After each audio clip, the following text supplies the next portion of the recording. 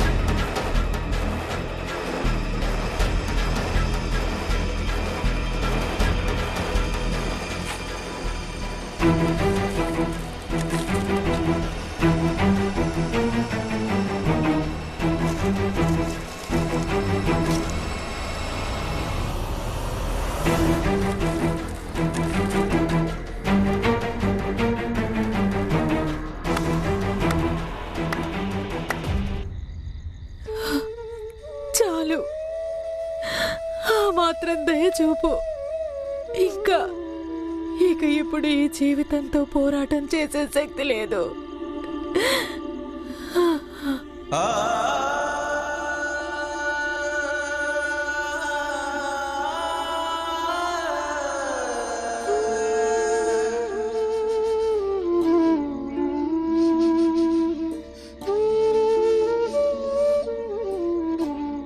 అత్తా, పోరాడే శక్తి ఎలా అయిపోతుందో నువ్వే చెప్పత్తా. నాలో, నీలో, మన అందరిలో. చూడత్తా, దేవుడు కాపాడినా కాపాడకపోయినా కానీ మనం ఈ పోరాటాన్ని మన సంఘర్షణతోనే జయించాల్సి ఉంటుంది. ఇక అత్తా, దేవుణ్ణి అడగటం కన్నా ఎప్పుడు మనం మన కర్మను అనుభవించటమే మంచిది.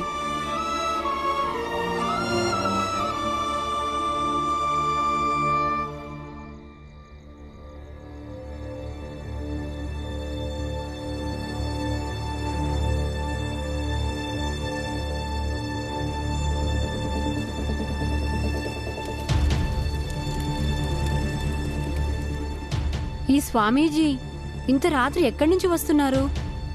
అది కూడా ఒంటరిగా.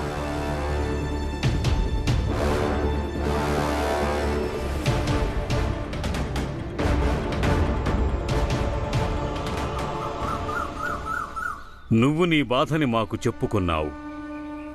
మేమొక విశేష పూజ చేశాం నీకోసం.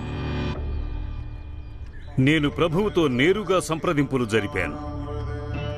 ఆ ప్రభువే మాకు మార్గం చెప్పారు. ప్రభువు మాతో చెప్పాడు, నీ జీవితానికి వెలుగు బహుశా ఇక్కడే ఉండొచ్చు. ఇక నేను ఎప్పుడైతే ప్రభుతో మాట్లాడుతున్నానో అప్పుడు నాకనిపించింది, ఇక్కడ నలువైపులా ఒక బంగారు వన్నె, పసుపు వన్నె వెలుగు వ్యాపించింది. అంటే ఏదైనా బంగారం ఉండొచ్చు, లేదా బంగారు నాణేలు. ప్రభు ఇచ్చినటువంటి సంకేతం ఎప్పుడు వ్యర్థం కానే కాదు. మీ ఆజ్ఞ స్వామి. అరే పురుషోత్తం, నువ్వు విన్నావా? మన మంగేష్ ని దేవుడు కరుణించాడు. అవును సోదరా. నీకు తెలుసా, దేవుడు వాడి కోసం వరాలు కురిపించాడు. మంగేష్ అదృష్టం పండినట్టుంది. మనం కూడా స్వామీజీ దగ్గరికి వెళ్ళి మన కష్టాలు చెప్పుకుందాం. ఎవరికి తెలుసు, దేవుడు కూడా మనల్ని కరుణించొచ్చు.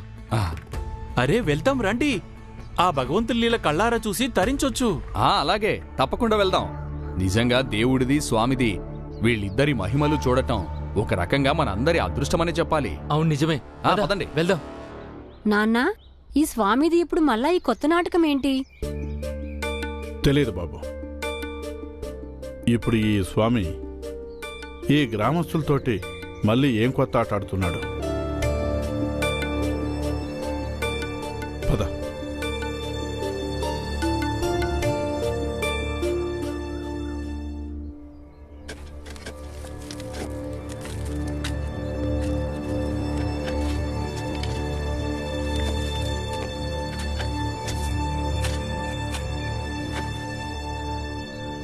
లేదు స్వామీజీ. ఆ పక్కన చూడు.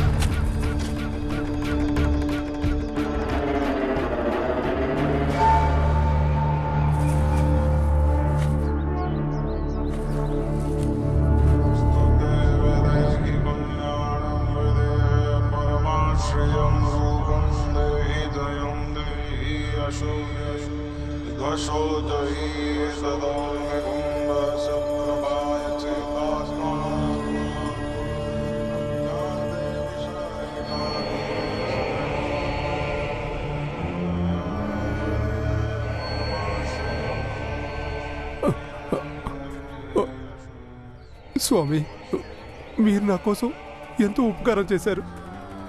ధన్యుణ్ణి స్వామి, ధన్యుణ్ణి స్వామి, నేను ధన్యుణ్ణి.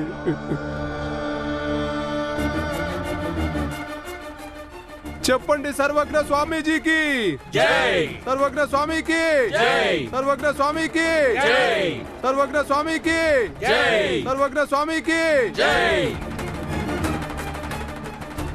మంగేష్, నువ్వు నీ కష్టాన్ని నాకు మంచి మనసుతో చెప్పుకున్నావు. అది ప్రభువు ఆలకించాడు, నీ సమస్యకు పరిష్కారం చూపించాడు. శేర్ధన్ సుఖ్లాల్, నీకున్న సమస్య పెద్దది, కాస్త సమయం పడుతుంది, కానీ ఖచ్చితంగా అవుతుంది, అయి తీరుతుంది. భగవంతుడి సన్నిధిలో నిరీక్షణ ఉంటుంది, చీకటి ఉండదు. ధర్మానికి జై, ఈశ్వరుడికి జై, ధర్మానికి జై. చెప్పండి సర్వజ్ఞ స్వామీజీకి జై.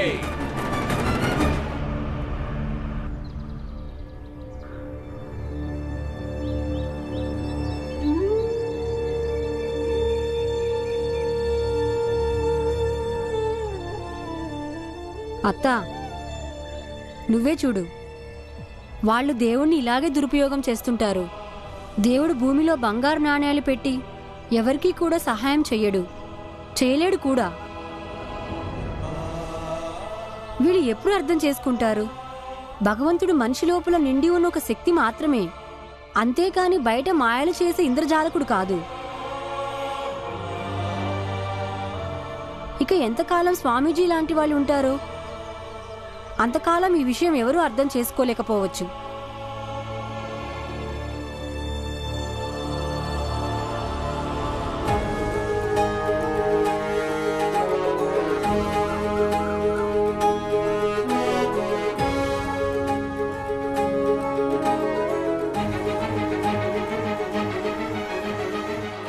భరతమాత నుదుటిపై కొత్త రాతవి, శక్తిదాతవి, రాజాంగ కర్తవి, నువ్వు కన్న స్వప్నం సమానతే కదా, సమస్త జనులకి చరిత్ర నీ కథ. భరతమాత నుదుటిపై కొత్త రాతవి, నువ్వు కన్న స్వప్నం సమానతే కదా. మంజుల అత్తెక్కడుందో తెలుసా? నాకు తెలీదమ్మా. ఇంత పొద్దునే వదిలి చెప్పా పెట్టుకుంటే ఎక్కడికి వెళ్ళింది? నువ్వెక్కడికి వెళ్తున్నావు పిల్లల్ని తీసుకొని? వీళ్ళని పనిలో పెట్టడానికి తీసుకెళ్తున్నాను. అలాగే నేను కూడా ఏదైనా పని చూసుకుంటాను. కాసిని డబ్బులు సంపాదించుకుంటే మీ మీద ఎలాంటి భారం ఉండదు. కొంత డబ్బు జమ చేసుకుని మా కోసం ఒక ఇల్లు కూడా తీసుకుంటాను. నేను ఇంట్లోంచి ఎవరైనా వెళ్ళిపోమని చెప్పారా? నీ తల్లిదండ్రులు, నీ తమ్ముళ్ళు ఇంకా బతికే ఉన్నారు. మేమందరం చావలేదుగా గంగా. ఏం మాట్లాడుతున్నావు నువ్వు? అమ్మమ్మ, నాన్నను చూసి మేమెప్పుడూ అనుకునేవాళ్ళం మా నాన్న బాధ్యతల్ని సరిగ్గా పట్టించుకోడని. అందుకే నేను నా తమ్ముడు బాధ్యతగా ఉండాలనుకుంటున్నాం, నాన్నలాగా కాదు. అవునమ్మమ్మ, అప్పుడే మావి ఇంకా అమ్మ బాధ్యతల్ని సరిగ్గా మోయగలుగుతాం. అవునమ్మా, వెళ్ళనివ్వు. భగవంతుడేం రాశాడో అదే జరుగుతుంది. ఎవరు పనివ్వకపోతే కనీసం పిల్లల్ని చూసి బిచ్చమనే వేస్తారు. బుద్ధిండే మాట్లాడుతున్నావా నువ్వు? తవడ పగల కొడతా. గంగా, స్వయం కృషితో ఆత్మవిశ్వాసంతో మనం ఏదైనా చేయగలం, ఏదైనా సాధించగలం. అలాంటిది నువ్వు బిచ్చం ఎత్తుకుంటానంటావా? బిచ్చం మీద, దేవుడి దయ మీద ఎవరు ఆధారపడతారో తెలుసా? ఎవరికైతే వాళ్ళ మీద వాళ్ళకి నమ్మకం ఉండదో వాళ్ళు. మీరందరూ ఎక్కడికి వెళ్ళి వస్తున్నారు? వదిన, ఎక్కడికి వెళ్ళావు అసలు నువ్వు? వదినా, ఒక విషయం గురించి తెలుసుకుందామని వెళ్ళాను. దేవుడు ఉన్నాడా లేడా అని. ఒకవేళ ఉంటే ఆయన ఏం చేస్తాడు, ఏం చెయ్యలేడు అని.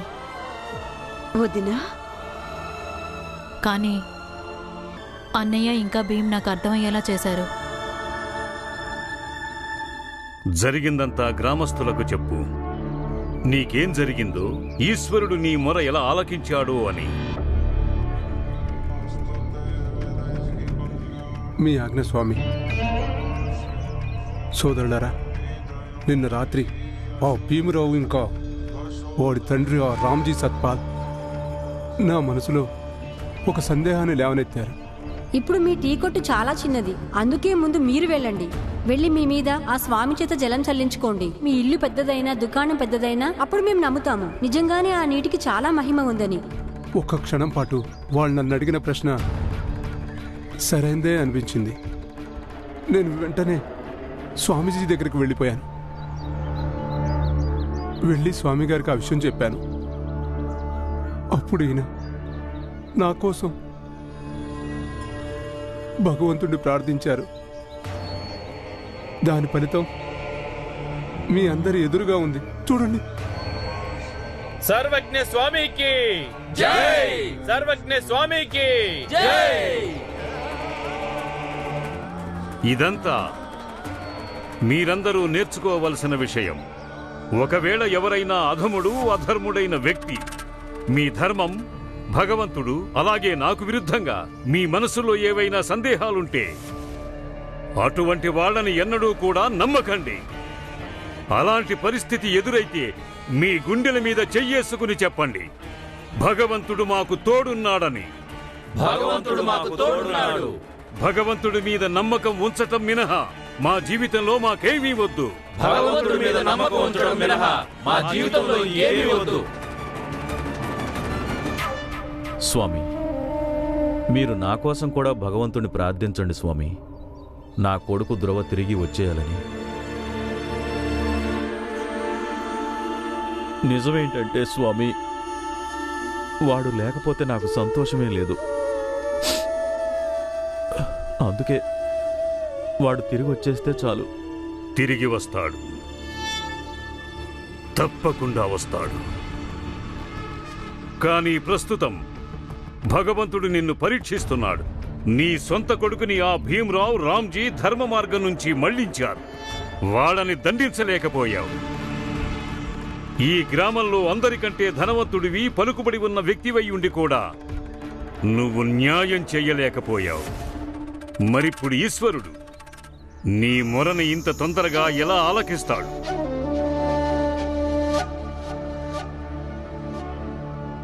అక్కా, పిల్లల్ని ప్రయోజకుల్ని చేయటానికి కేవలం ఒకటే దారుంది. వాళ్ళని చదివించు. కూలి పనులు చేయిస్తే వాళ్ళు ఈరోజు డబ్బులు సంపాదించొచ్చుగాక. ఇంకా తాత్కాలికంగా నీకు సుఖాలు, సౌలభ్యాలు దొరకొచ్చు. కానీ ఇది వాళ్ళ భవిష్యత్తుకు మంచిది కాదు. అసలు ప్రతి ఒక్కరు కూడా వర్తమానం కంటే ఎక్కువ భవిష్యత్తు గురించి ఆలోచించి నిర్ణయాలు తీసుకోవాలి.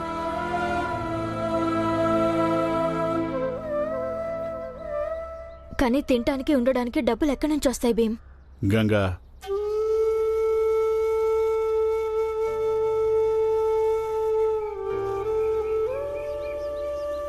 దాని గురించి నువ్వేం దిగులు పడకమ్మా.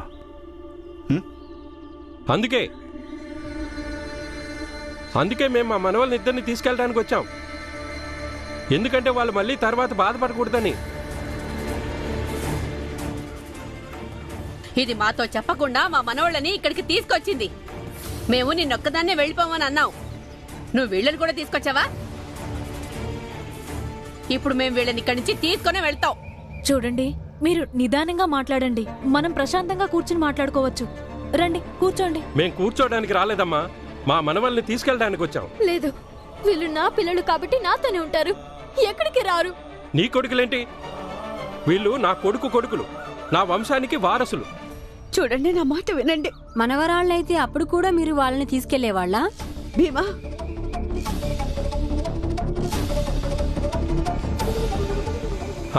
ఖచ్చితంగా తీసుకెళ్లే వాళ్ళం. నాకు నమ్మకం లేదు. మీరు మీ ఇంటి వారసుల్ని తీసుకెళ్ళడానికి వచ్చారుగా. నువ్వు అసలు ఏది నమ్మవు, దానికి మేమే చేయాలి. ఇప్పుడు నేను చెప్పేది నమ్మవు. వీళ్ళిద్దరూ మగపిల్లలు, ఆడపిల్లలు కాదు. అంటే కేవలం మీకు పిల్లలే కావాలి, వాళ్ళ తల్లొద్దు. అందుకే నా కూతురుని ఇంట్లో నుంచి వెళ్ళగొట్టారా మీరు? అరే, ఎందుకంటే నీ కూతురు నా కొడుకుని మింగేసింది.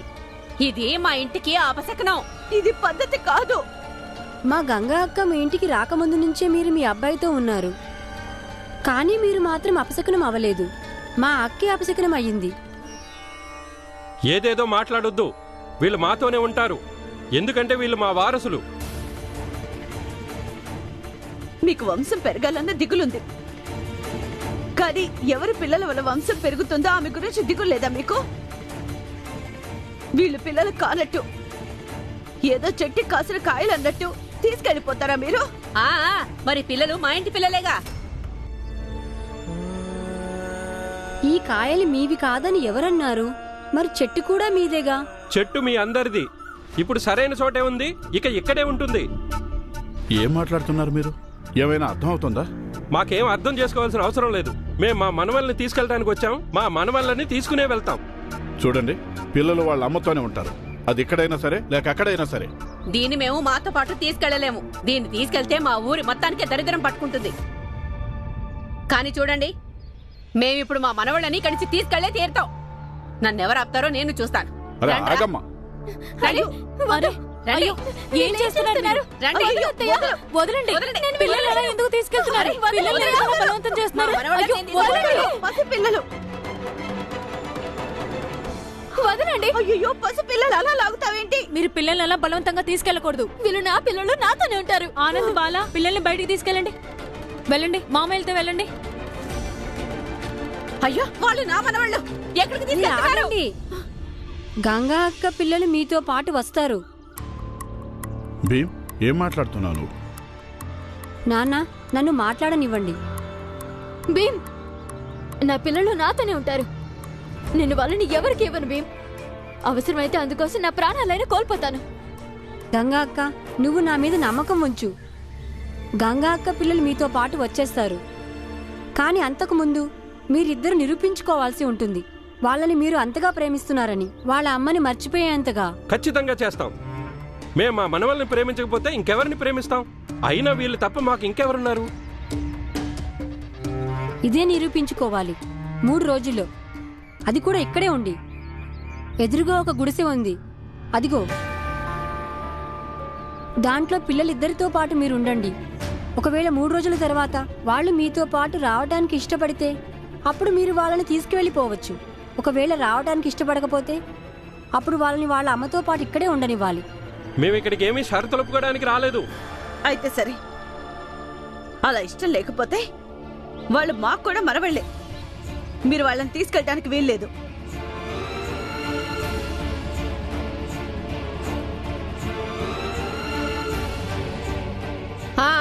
సరే సరే, మాకు అంగీకారమే.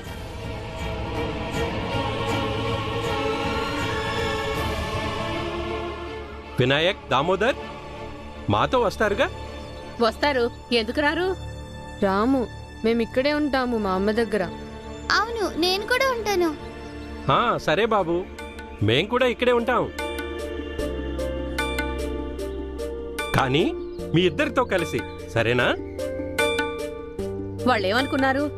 మనల్ని వాళ్ళు ఈ గుడిసెలో ఉండమని చెప్తే ఇక్కడి నుంచి పారిపోతాం అనుకుంటున్నారా? అరే, మనం ఏమీ భయపడి ఇక్కడి నుంచి పారిపోయే రకం కాదు. మనం మన ముద్దులు మనవళ్ల కోసం ఏమైనా చేయగలం కదూ. అసలు వీళ్ళ అమ్మకి అర్థం కదా ఏంటి? పిల్లలకి తాత నాయనమ్మల ప్రేమ కూడా ఎంతో అవసరమని కదా. ఇక ఈ వయసులో అయితే పిల్లలు తల్లిదండ్రుల కంటే ఎక్కువగా తాత నాయనమ్మలతోనే ఉంటామంటారు కదా నాన్న. పదండి. పద.